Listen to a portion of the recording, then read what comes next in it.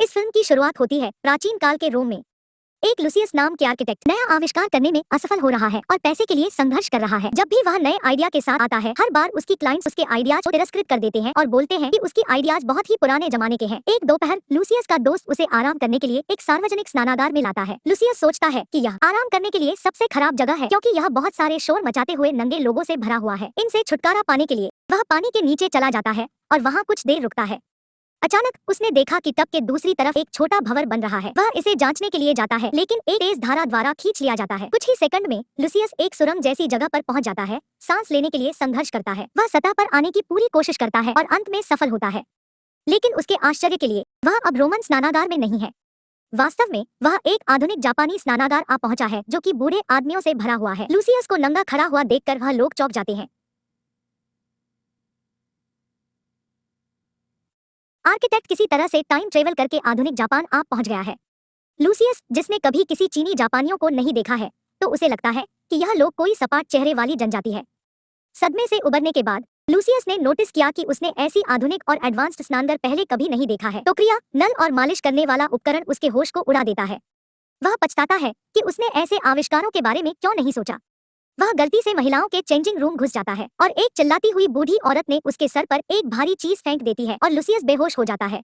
फिर हमारा परिचय होता है मम्मी नाम के एक स्ट्रगलिंग मंगा कार्टून आर्टिस्ट से। लुसियस को देख के मम्मी को एक नए मंगा कैरेक्टर का आइडिया आता है, इसलिए वह उसका चित्र बनाना शुरू करती है। थोड़ी देर बाद लुसियस जाग गया और उसे मिल्कशेक की एक बोतल दिया गया। वह मिल्कशेक के मीठे और ठंडे स्वाद से चकित हो जाता है।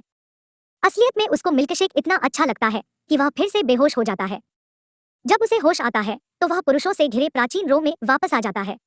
वे कहते हैं कि वह टब में डूब गया था और कुछ मिनट पहले पाया गया था। शुरुआत में लुसियस को लगता है कि उसका सपाट चेहरे वाली जनजाति से मिलकर आना केवल एक सपना था, लेकिन फिर उसने अपनी तरफ दूध की खाली बोतल देखी। 2 महीने बाद सीन कट जाता है।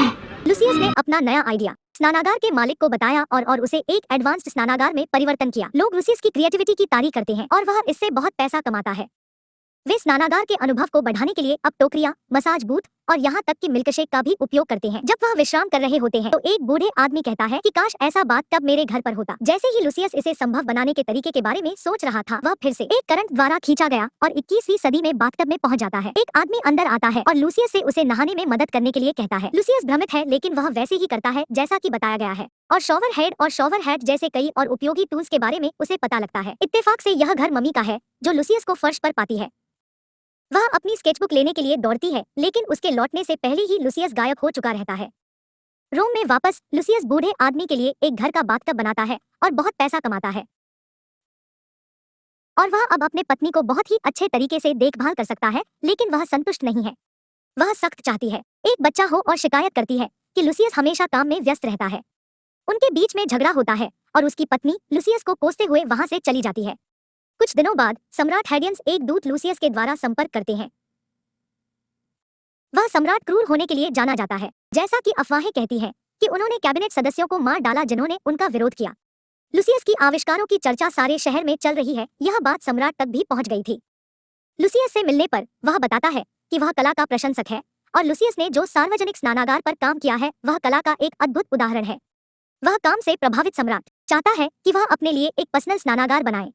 वह मांग करता है कि यह सामान्य से परे होना चाहिए और कुछ ऐसा जो पहले कभी ना किया गया हो।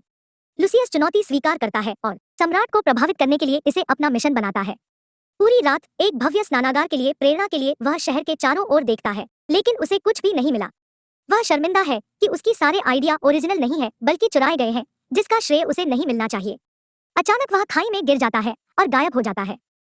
वर्तमान समय का एक दृश्य हमें दिखाता है कि मम्मी एक बाथरूम सप्लाई स्टोर पर काम करती है।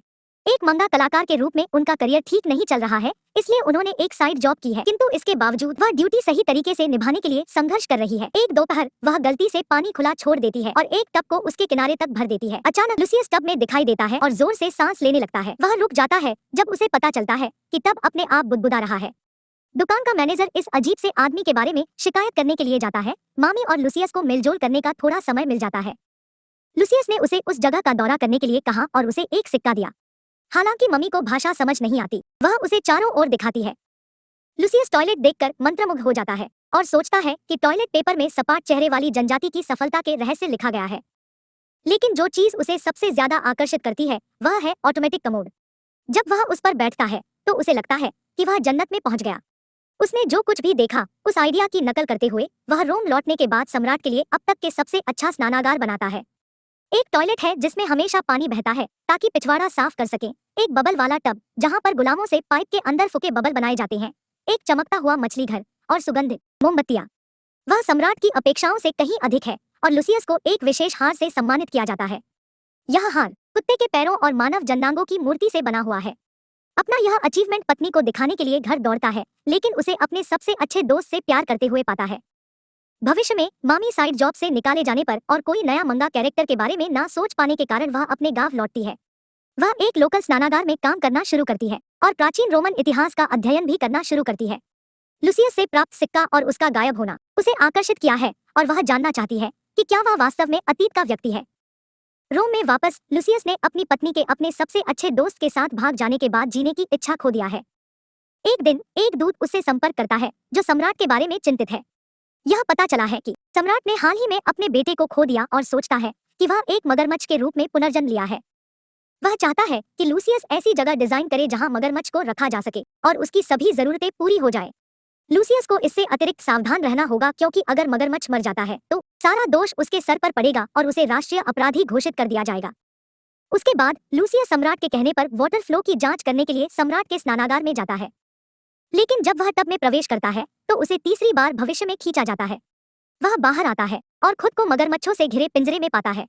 यह पता चला है कि वह एक मगरमच्छ सैंक्चुरी में है। इत्तेफाक से मम्मी अपने माँ के जोर देने के कारण एक डेट को लेकर सेंचुरी आई हुई है। वह उस लड़के से छुटकारा पाने की पूरी कोशिश कर रही है और लुसियस को पिंजरे के अंदर देखकर खुश हो जाती है। वह उसे बाहर ले आती है और उसे सेंचुरी के चारों ओर दिखाती है और उसकी डेट के बारे में भूल जाती है। लुसियस सीखता है कि मगरमच्छों और उनके पसंदीदा आवास की उचित देखभाल कैसे की जाती है। मम्मी भी उसे धनुष्य सीखने के लिए ले जाती है, यह देखने के लिए कि क्या वह वास्तव में रोमन व्यक्ति है। लुसियस सभी लक्ष्यों को हिट करता है। मम्मी का संदेह यकीन में बदल जाता है। थोड़ी देर बाद वह एक गर्म पानी के झरने में जाता है जो उसे अपने समय में वापस ले जाता है। कुछ महीने बाद सम्राट को अपने मगरमच्छ बेटे को पालने के लिए लुसियस ने एक बढ़िया सा जगह बना कर दिया। सम्राट ने अब लुसियस को अपने घर के सदस्य की तरह ट्रीट करना स्टार्ट कर दिया। उसे बार बार महल में आमंत्रित करने लगा। सब कुछ ठीक चल रहा है, लेकिन एक दिन शहर में सम्राट को अपने सैनिकों पर हमला करने वाले विद्रोहों के बारे में सूचित किया जाता है। वे उसके शासन से खुश नहीं हैं और उसे किसी भी कीमत पर गद्दी से हटाना चाहते हैं। सम्राट के सैनिक और विद्रोही एक लंबी और कठिन लड़ाई लड़ते हैं जो 1 वर्ष से अधिक समय तक चलती है। अब तक सम्राट बूढ़ा हो गया है और रिटायरमेंट होने के लिए तैयार है। वह सिंहासन अपने भतीजे सियोनियस को छोड़ने की योजना बना रहा है। सम्राट के रूप में सियोनियस लोगों का समर्थन हासिल करने के लिए एक नया स्नानागार का वह निर्माण करने जा रहा है। इसलिए सम्राट चाहता है कि लुसियस उसकी मदद करे। लुसियस के लिए यह एक समस्या है क्योंकि उसके और सियोनियस के सोच मिलती जुलती नहीं है और सियोनियस घमंडी और अहंकारी है। लुसियस जानता है कि यदि वह सम्राट बन जाता है तो रोमन साम्राज्य का पतन निश्चित है। इसलिए बहुत सोचने के बाद वह सियोनियस के पास जाता है और उसके लिए काम करने से इनकार कर देता है। सियोनियस उसे याद दिलाता है कि सम्राट के खिलाफ देशद्रोह की सजा मौत है, लेकिन लुसियस नहीं मानता। वह एक साथी वास्तुकार के पास जाता है और उसे यह प्रोजेक्ट लेने के लिए विनती करता है। हालांकि वह आदमी गुस्से में है। लुसियस के कारण उसे कोई प्रोजेक्ट मिल नहीं रहा था। वे एक लड़ाई में पड़ जाते हैं और लुसियस को एक कुएं में धकेल दिया जाता है। अगले सीन में वह फिर से फ्लैट फेस जनजाति के साथ है। वह लुसियस की देखभाल कर रहे हैं। वे उसे एक गर्म पानी के झरने में ले आते हैं जहां वह आराम कर सकता है और ठीक हो सकता है। ऐसा कहा जाता है कि अगर किसी झरने के पानी में स्नान किया जाए तो व्यक्ति जल्दी ठीक हो जाता है। वे उसे एक स्ट्रॉन्ग शराब भी देते हैं जिससे उसका गला जल जाता है। फिर लुसियस मम्मी से मिलता है जो बेसिक लैटिन बोलना सीख गई है। वह उससे उसका नाम पूछती है, लेकिन लुसियस इतना नशे में है कि वह उसके ऊपर गिर जाता है और दोनों झील में डूब जाते हैं। जब वे जागते हैं वे रोम में होते हैं। मम्मी के होश उड़ जाते हैं। उसे पता चलता है कि सम्राट के आदेश को मना करने पर लुसियस को फांसी दी जाने वाली है।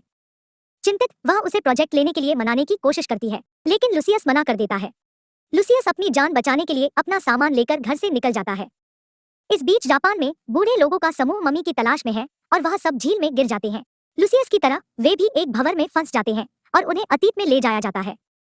लुसियस एक अलग शहर के रास्ते में है जब वह एक पहाड़ी पर एक प्राकृतिक गर्म पानी के झरने से मिलता है। वह याद करता है कि किस तरह से सपाट शक्ल की जनजाति ने उसका ट्रीटमेंट किया था और वह सोचता है कि यह गर्म पानी का झरना सम्राट के घायल सैनिकों के लिए उपयोगी होगा। वह मम्मी को अपने विचार के बारे में बताने के लिए दौड़ता है और वह सहमति देती है। उसके बाद लुसियस सम्राट के पास जाता है और यह आइडिया बताता है और यह भी बताता है कि एंटोनियस ने यह गर्म पानी का स्प्रिंग बनाने का आदेश दिया है।